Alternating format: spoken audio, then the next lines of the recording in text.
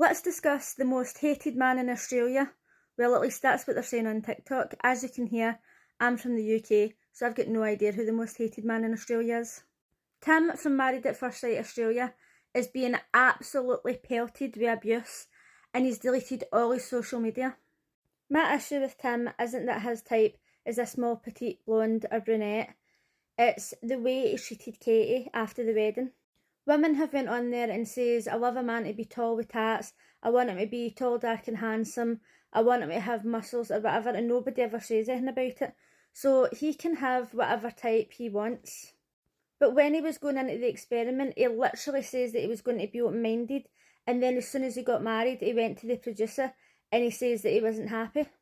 So before he even made it to the reception, in his mind he'd already tapped out. At the reception, he was so awkward.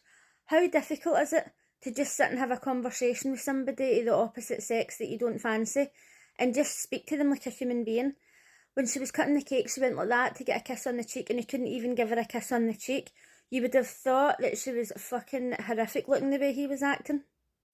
What made matters even worse is that when they went to the hotel, he was making comments about her being in the bath and how, thank God there's curtains. And then when she says, oh, let's get naked and run through the forest, he says, oh, you can do that and I'll close the curtains. It was so vile. When Katie was trying to sit down and discuss what was happening, she was trying to have an adult conversation, and he was sitting on the bed looking down, playing with his ring, looking at his watch, like a child that had just got in trouble. It's not difficult to just sit and have a conversation with somebody.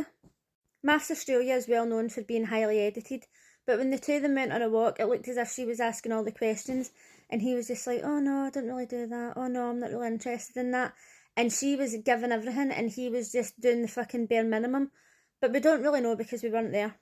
Apparently he's deleted all his social media, and he doesn't want anything to do with the show because he's afraid he might be getting sacked for his job. Up until now, I don't think he's done anything that warrants him getting sacked, but apparently there's something at the first dinner party that's absolutely shocking. For a company to be able to just sack you for something that you've said on TV, it's going to have to be bad. While I disagree with every single thing that he said so far, I don't think that he deserves all this hate that he's been getting.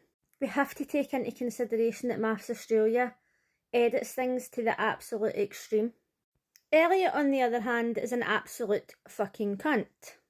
I'm wondering if he's not getting such a hard time because society thinks that he's more stereotypically attractive. He came onto the show though and he was openly a cunt. He didn't pretend to be a nice guy, whereas Tim came on and says, oh, I'm such a nice guy.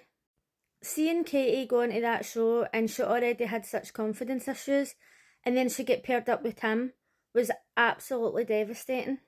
Apparently Lucinda from last season has reached out to her and asked her if she wants to go on her tour, and funnily enough, she did remind me a bit of Lucinda because of her personality. Like, she just glows. She's just such a happy, lovely person. And coincidentally, Lucinda's partner from last year was also called Tim, so maybe we should just avoid being called Tim.